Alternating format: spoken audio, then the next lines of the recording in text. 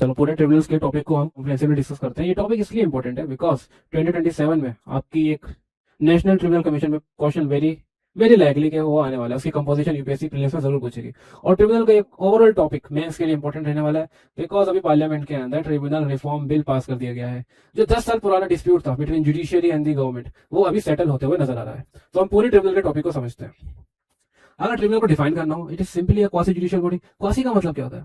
Quasi का मतलब होता है ऑलमोस्ट और पार्टली। तो यानी ये पूरी तरीके से कोर्ट की इक्विवेलेंट तो नहीं है, किस तरीके से डिफरेंट है इसको जानते हैं। Deals with the specialized matters, while courts की जो है जनरल जुरिसडिक्शन होती है। जनरल जुरिसडिक्शन मतलब कोर्ट की पावर वेरी वाइड होती है, किसी भी तरीके का डिस्प्यूट कोर्ट सुनते हैं। कॉन्स्टिट्यूशनल कोर्ट से वाइडर पावर, वाइल ट्रिब्यूनल है jurisdiction depends on the statue. Like armed forces tribunal constitute की गई अंडर अ पर्टिकुलर स्टेच्यू, तो वो जो केसेस सुनेगी और डिफेंस एम्प्लॉयज से रिलेटेड ही केसेस को सुना जाएगा। अगर कोई इलेक्ट्रिसिटी एक्ट के अंदर ट्रिब्यूनल स्टैब्लिश की गई तो वो मोस्टली बिजली विभाग के केसेस को सुनेगी। अगर ट्रिब्यूनल क्रिएट की गई for financial regulators like securities appellate tribunal, तो उसका काम फाइनेंशियल रेगुलेटर्स के केसेस को ही हैंडल करना होगा। सो इसकी जुरिसडिक्शन डिपेंड करेगी on particular statute and it is specialize, it has specialized jurisdiction, यानी उसमें टेक्निकल मेंबर्स होंगे। Tribunals will have judicial as well as your technical members. And tribunal में एक और पॉइंट ध्यान में रखना है कि प्रोसीजर वेरी फ्लेक्सिबल होता है, यानी जो हमारा BNSS है, भारतीय नागरिक सुरक्षा संहिता, उसके प्रोसीजर्स, उसके रूल्स स्ट्रिक्टली ट्रिब्यूनल्स में अप्लाई नहीं होते। राइट, लाइक फॉर एग्जांपल अगर कोई डिस्प्यूट है फॉर पर्सनल और सर्विस रिलेटेड इशू है, the concern person will go directly to the CAT. Original jurisdiction उसमें कैट की अप्लाई होती है, सेंट्रल एडमिनिस्ट्रेटिव ट्रिब्यूनल। तो it is not necessary for him और हर कि वो एडवोकेट के थ्रू जाए। So procedure is very flexible in nature, वहाँ पर principle of natural justice follow होता है।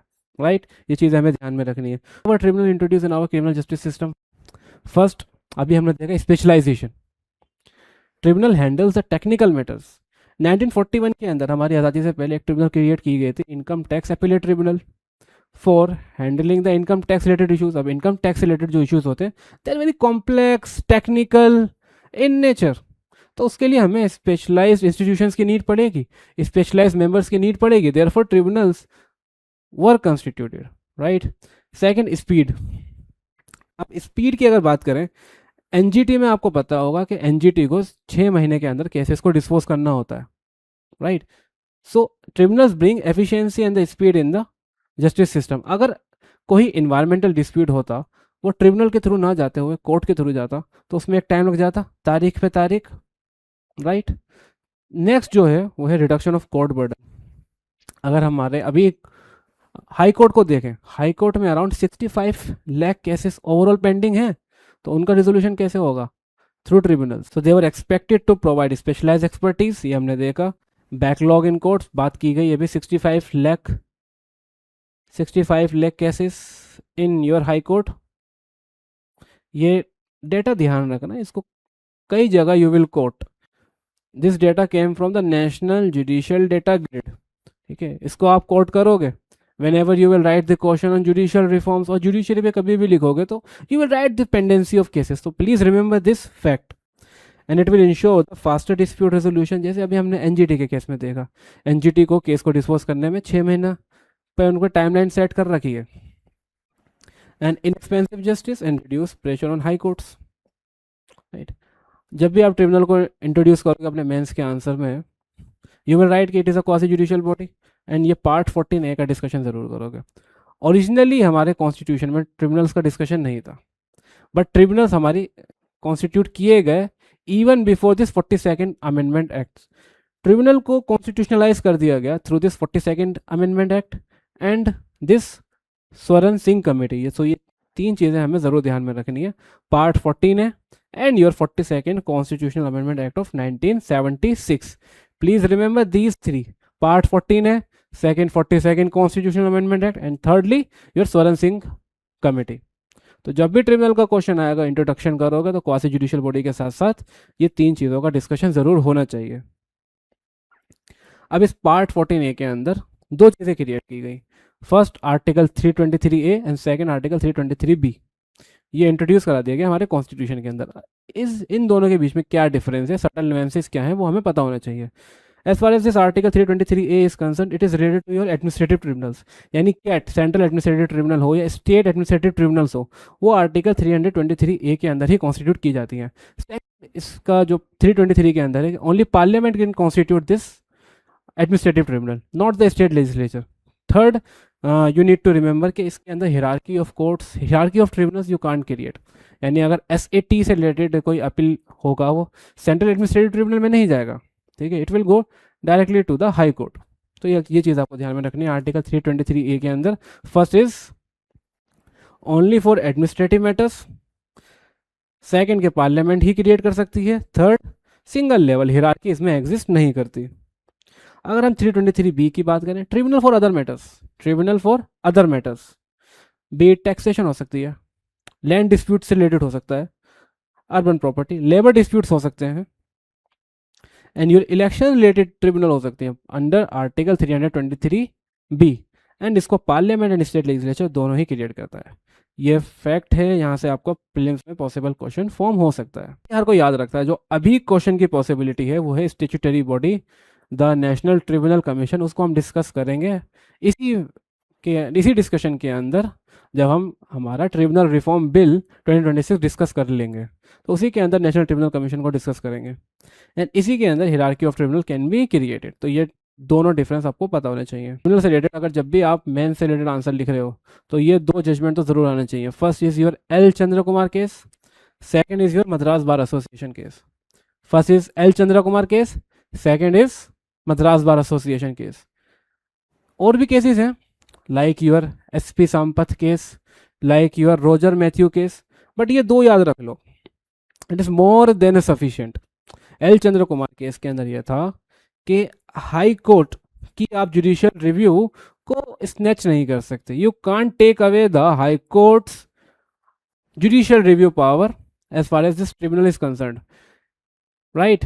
तो हाई कोर्ट की, बिकॉज दिस ट्रिब्यूनल को प्रॉब्लम ये थी कि ट्रिब्यूनल को आपने हाई कोर्ट से सेम स्टेटस पे ला के रख दिया, तो हाई कोर्ट पे जुडिशियल रिव्यू अप्लाई नहीं होगा। अगर हाई कोर्ट और ट्रिब्यूनल का स्टेटस सेम है देन जुडिशियल रिव्यू जो होना चाहिए वो सुप्रीम कोर्ट पे होना चाहिए, but supreme court in the L Chandra Kumar case said कि हाई कोर्ट की जुडिशियल रिव्यू एग्जिस्ट करती है even on the tribunals also. So judicial review by High Court under Article 226, 227 forms basic structure of Constitution. Litigants cannot directly appeal from the tribunal to the Supreme Court. First go to the High Court, then to the Supreme Court. But ये चीज़ valid नहीं है, universal नहीं है to all the tribunals. Like Armed Forces Tribunal, वहाँ उनके कानून में specifically mentioned है कि आर्म्ड फोर्स ट्रिब्यूनल के जो डिसीजंस होंगे उसका अपील मैकेनिज्म लाई करेगा सुप्रीम कोर्ट में। सिमिलरली NGT के केस में अगर अपील करना है तो वो सुप्रीम कोर्ट में लाई करेगा। So this is not universal as far as the L Chandra Kumar case is concern, please remember.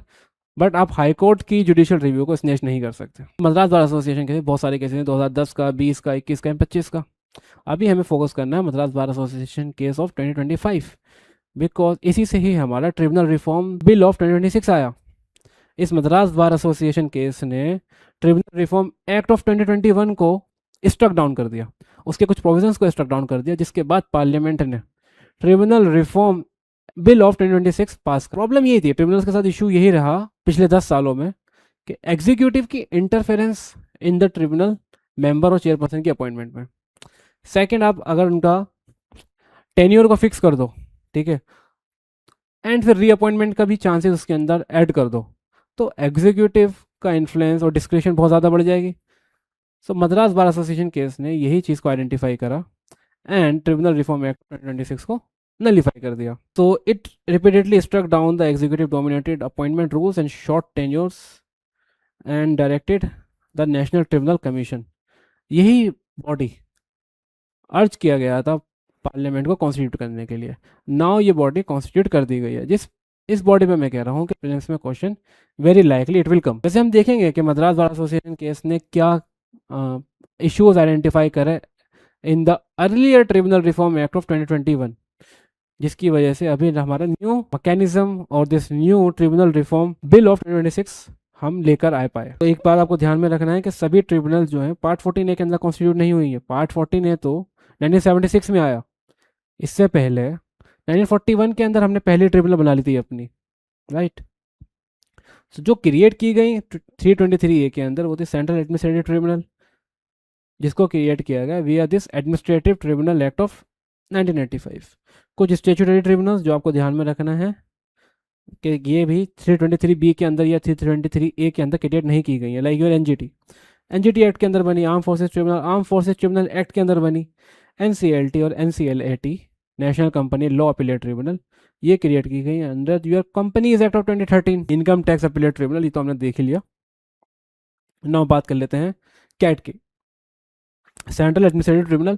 Prelims में इसमें भी एक पॉसिबल क्वेश्चन फॉर्म हो सकता है, बिकॉज कुछ इसके प्रोविजंस, कुछ इसके जो एक्सेप्शंस है वो कंफ्यूजिंग है। जुरिस्डिक्शन पहले आपको पता होना चाहिए, कैट की जुरिस्डिक्शन किस किस पे अप्लाई होती है। फर्स्ट जो आपको इसमें जानना है कि service matters and recruitment related disputes. 2023 में सी सेट का पेपर टफ आया था, तो वो रिक्रूटमेंट रिलेटेड इशू था, तो वो भी एस्पिरेंट जो है कैट के अंदर ले गए थे। ऑल इंडिया सिविल सर्विसेज, अगर किसी आईएएस आईपीएस इसमें प्रमोशन या सर्विस रिलेटेड कोई भी डिस्प्यूट है तो वो कैट में जाएगा। फर्स्ट जुरिस्डिक्शन उसकी जो लाई करेगी वो कैट में लाई करेगी।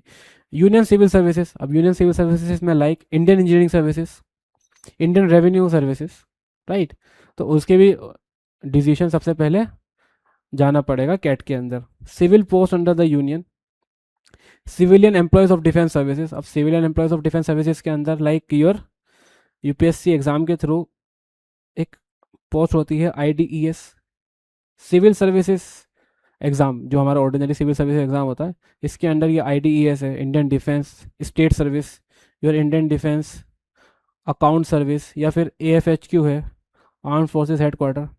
ये सिविल सर्विसेज एग्ज़ाम के अंदर ही ये पोस्ट लाई करती हैं, तो इसे हम बोलते हैं civilian employees of defence services.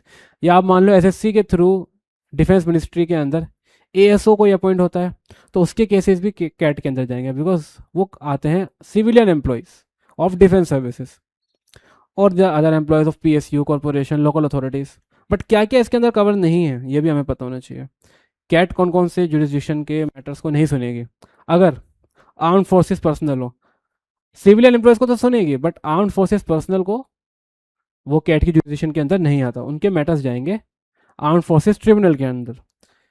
Officers and servants of supreme court वो भी कैट की जुरिस्डिक्शन में नहीं आने वाला। And your secretarial staff of parliament. तो ये हमें चीज़ ध्यान में रखनी है, इस पर पॉसिबल प्रीलिम्स में क्वेश्चन बन जाता है, और टेस्ट सीरीज में तो इस तरीके के बहुत सारे क्वेश्चन आ जाते हैं।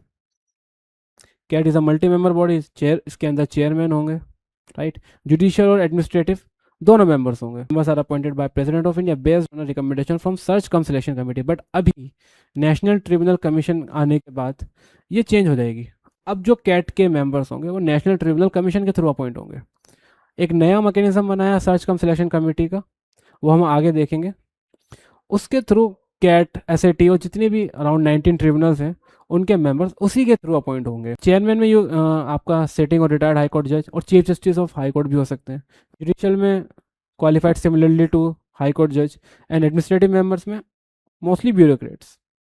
19 रेगुलर बेंचेस हैं कैट की, and it follows the principle of natural justice, not strictly bound by the BNSS, right?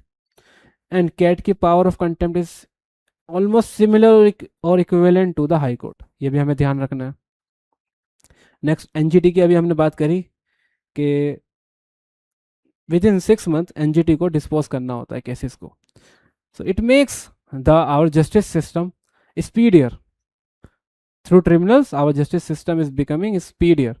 अब एनजीटी को 6 महीने के अंदर केस को डिस्पोज करना है, और अपील भी लाई करेगी within 90 days in the Supreme Court. ये भी हमने अभी डिस्कस किया कि एनजीटी की appeal lies only to the Supreme Court, and within 90 days ही आप अपील कर सकते हो।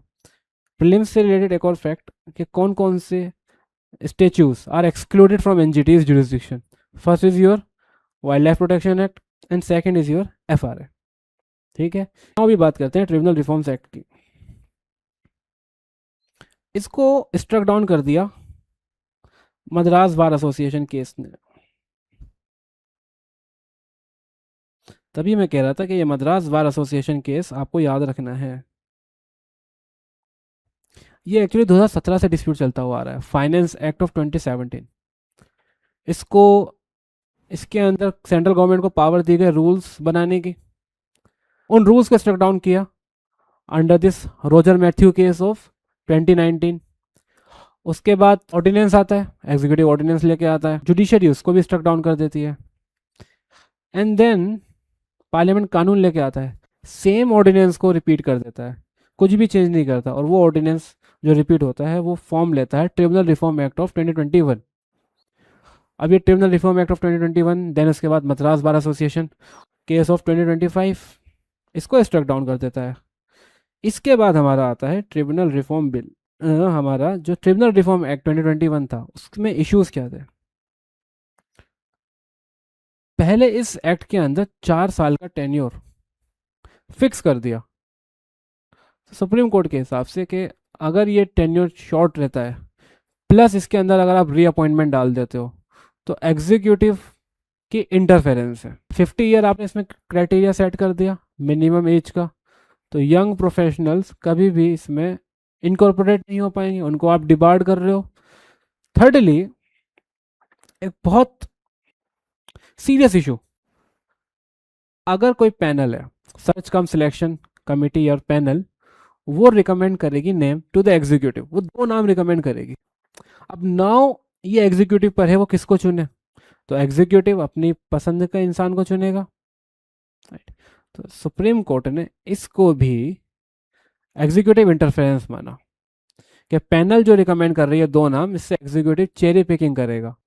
Therefore this Tribunal reform act of 2021 was struck down. Supreme Court ने in this Madras bar association case, इसमें रिकमेंड किया कि आप नेशनल ट्रिब्यूनल कमीशन कंस्टिट्यूट करो। फिर आता है हमारा ट्रिब्यूनल रिफॉर्म बिल 2026, जिसके प्रोविजंस हमें अच्छे से पता होने चाहिए, prelims as well as mains के लिए। तो अभी हमने देखा ट्रिब्यूनल रिफॉर्म बिल में इसने रिपील किया ट्रिब्यूनल रिफॉर्म एक्ट ऑफ 2021, जिसको स्ट्रक डाउन किया था कोर्ट ने इन मद्रास बार एसोसिएशन केस। अब इसके प्रोविजन क्या? फर्स्ट, जो जुडिशरी ने बोला था कि आप नेशनल ट्रिब्यूनल कमीशन कॉन्स्टिट्यूट करो, वो कॉन्स्टिट्यूट की गई। ये नेशनल ट्रिब्यूनल कमीशन करेगा क्या? 16 मेजर ट्रिब्यूनल जो हैं हमारी, be it CAT, be it NGT, be it ITAT, इनको ओवरसी करने का काम नेशनल ट्रिब्यूनल कमीशन का रहने वाला है। कंपोजिशन पे क्वेश्चन बनेगा, रिटायर्ड सुप्रीम कोर्ट के जज होंगे इसमें, या रिटायर्ड चीफ जस्टिस हो सकते हैं। रिटायर्ड सुप्रीम कोर्ट के जज हो सकते हैं या retired chief justice of high court हो सकते हैं, जिसको अपॉइंट किया जाएगा in consultation with the CJI. 4 member होंगे, 2 जुडिशियल मेंबर। अब जुडिशियल मेंबर कौन हो सकते हैं? फॉर्मर हाई कोर्ट के चीफ जस्टिस और हाई कोर्ट के जजेस। एंड 2 टेक्निकल मेंबर होंगे, जिनको minimum 25 year of subject matter expertise होनी चाहिए। एंड एक बनाया गया नेशनल ट्रिब्यूनल डेटा ग्रिड, ये एक रिपोजिटरी होगी जो ट्रिब्यूनल की फंक्शन को मॉनिटर करेगी, डेटा वगैरह उसमें होगा ट्रिब्यूनल का, किस ट्रिब्यूनल में कितने केसेस पेंडिंग है, कितनी वैकेंसीज है, तो उसका काम रहेगा नेशनल ट्रिब्यूनल डेटा ग्रिड का। तो आप जुडिशियल रिफॉर्म से रिलेटेड कभी भी कोई क्वेश्चन अटेम्प्ट कर रहे हो तो please bring this national tribunal commission, please bring the recently enacted tribunal reform bill of 2026, please bring the national tribunal data grid. तो नेशनल ट्रिब्यूनल कमीशन हमने देख लिया, चेयरपर्सन रिटायर्ड सुप्रीम कोर्ट के जज और your chief justice of high court. Judicial members में हमने देखा retired chief justice of high court और योर जज of high court. Technical members हमने देख लिया। तो 5 में से 3 तो जुडिशियल मेंबर है, तो इसमें जुडिशियल मेजोरिटी है। एक ये भी टसल रहता था कि ट्रिब्यूनल के अंदर जुडिशरी की मेजोरिटी होनी चाहिए, नॉट योर एडमिनिस्ट्रेटिव और टेक्निकल बंदों की। ट्रिब्यूनल का मेंबर्स हों या चेयरपर्सन हो, उनका अपॉइंटमेंट कैसे होगा? वो होगा सर्च कम सिलेक्शन कमेटी के थ्रू। तो this search cum selection committee ये कॉन्स्टिट्यूट करी गई है under this national tribunal commission. इस सर्च कम सिलेक्शन कमेटी को जो हेड करेंगे वो करेंगे एनटीसी, नेशनल ट्रिब्यूनल कमीशन के चेयरपर्सन, राइट। इसमें 2 केसेस हैं, अभी हम आगे देखते हैं। और ये रिकमेंड करेंगे for each vacancy 1 person. Earlier 2 person nominate हो रहे थे, अब वो जुडिशियल एग्जीक्यूटिव डिसाइड करता, 1:1 की रिकमेंडेशन हो गई। यानी सर्च कम सिलेक्शन कमेटी जो होगी वो for each post one person को ही रिकमेंड करेगा, ठीक है, अलोंग विथ वेटिंग लिस्ट। एक कैंडिडेट होगा वेटिंग लिस्ट पर, और फिक्स कर दिया टेन्योर 5 ईयर का। अर्लियर टेन्योर फिक्स नहीं था। एज लिमिट भी सेट कर दी कि for NTC chairperson member and tribunal के chairperson maximum age limit 70 and tribunal के मेंबर्स में 67 ईयर्स। अब देखो इस सर्च कम सिलेक्शन कमेटी को, देखो इसको अच्छे से रीड करना। अगर किसी ट्रिब्यूनल का चेयरपर्सन को सिलेक्ट करना है तो उस केस में उस चेयरपर्सन जो होंगे वो होंगे एनटीसी के chairperson plus technical member, NTC के technical members, retired chief justice of high court जिसको नॉमिनेट करेंगे कमीशन के chairperson, secretary to the government of India जिसको नॉमिनेट कर रहे हैं सेंट्रल गवर्नमेंट। अगर स्टेट एडमिनिस्ट्रेटिव ट्रिब्यूनल के आप चेयरपर्सन को सिलेक्ट कर रहे हो देन स्टेट के चीफ सेक्रेटरी होंगे instead of the secretary to the government of India, दो empanelled expert and secretary of the commission, ठीक है। अगर आप ट्रिब्यूनल के मेंबर को चूज कर रहे हो then judicial member of the national tribunal commission, this judicial member of national tribunal commission, यहाँ पर चेयरपर्सन नहीं होंगे अगर आप ट्रिब्यूनल के मेंबर को सिलेक्ट कर रहे हो, वो कमेटी के चेयरपर्सन होंगे, यानी judicial member of the national tribunal commission. Second, your technical member of the commission, retired high court जज, ऊपर था retired chief justice of high court, secretary to the government of India. अगर किसी state administrative tribunal के member को choose कर रहे हो then chief justice, then your chief secretary, दो empanelled expert and secretary of the commission, ठीक है। अब यहाँ ध्यान रखना है आपको कि आप ट्रिब्यूनल के चेयरपर्सन चुन रहे हो या ट्रिब्यूनल के मेंबर चुन रहे हो। ये जो इम्पैनल्ड एक्सपर्ट है and secretary of the commission है इनके पास वोटिंग राइट्स नहीं होगा।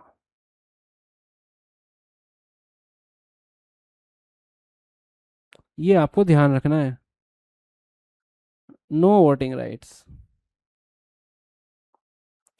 ठीक है। और एक चीज़ और आपको ध्यान में रखनी है, जो इस सर्च कम सिलेक्शन कमेटी है इसके जो चेयरपर्सन है उनके पास कास्टिंग वोट रहने वाला है। सो इस कमेटी का फंक्शन क्या हुआ, to select candidate, recommend candidate और उनकी पास्ट परफॉर्मेंस को भी कंसिडर करना। एंड एग्जीक्यूटिव डिले नहीं करे इन अपॉइंटमेंट, उसका भी एक सॉल्यूशन निकाला गया। जो रिकमेंडेशन होंगे कमेटी की वो सेंट्रल गवर्नमेंट को भेजे जाएंगे with in 3 days and central government को उन रिकमेंडेशन को कंसिडर करना है विद इन 3 months, ठीक है। इससे डिले नहीं होगा, राइट। अब ट्रिब्यूनल से रिलेटेड कोई भी क्वेश्चन आता है तो प्लीज़ ये कुछ जनरल इश्यूज हैं ये ज़रूर लिख के आने हैं। पहला है एग्जीक्यूटिव का इंटरफेरेंस, किस तरीके से हमने देखा पिछले 2017 से लेकर अब तक ये डिस्प्यूट चलता हुआ आ रहा था। अब इसमें आप एग्जांपल डाल सकते हो फाइनेंस एक्ट ऑफ 2017 या आप डाल सकते हो ट्रिब्यूनल रिफॉर्म एक्ट ऑफ 2021 जिसके अंदर 4 ईयर का टेन्योर था, जिसके अंदर एक इंटरफेरेंस था थ्रू 2 पर्सन को का नाम रिकमेंड करना, तो ये एग्जांपल डाल सकते हो। वैकेंसीज, अगर वैकेंसीज की बात करें तो इसमें आप कोट कर सकते हो armed forces tribunal, armed forces tribunal के अंदर 35% पोस्ट वैकेंट है।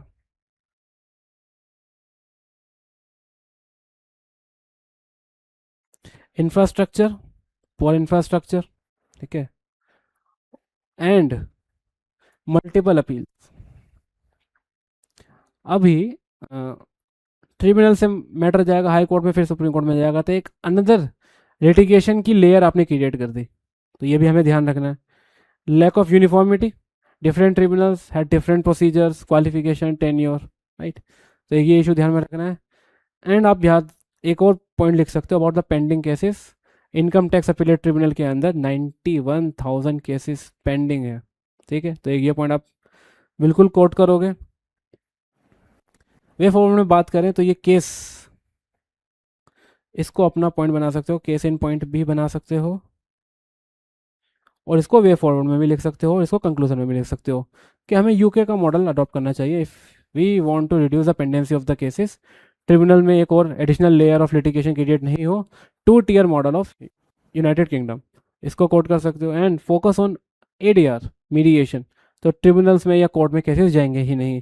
इम्पैक्ट असेसमेंट होनी चाहिए, judicial impact assessment before establishing merging appointment and the performance of every tribunal, उसका एक जुडिशियल इम्पैक्ट असेसमेंट होना चाहिए। जब भी ट्रिब्यूनल से रिलेटेड क्वेश्चन आए तो प्लीज़ ये डायग्राम है, इस डायग्राम को ज़रूर बना कर आना। पीआरएस से लिया गया है ये डायग्राम। सबऑर्डिनेट कोर्ट हिरार्की दिखा देना, बस सबऑर्डिनेट कोर्ट के आगे एक ट्रिब्यूनल का बॉक्स बना देना, हाई कोर्ट के आगे एक ट्रिब्यूनल का बॉक्स बना देना, एंड उसके ऊपर हमारा सुप्रीम कोर्ट।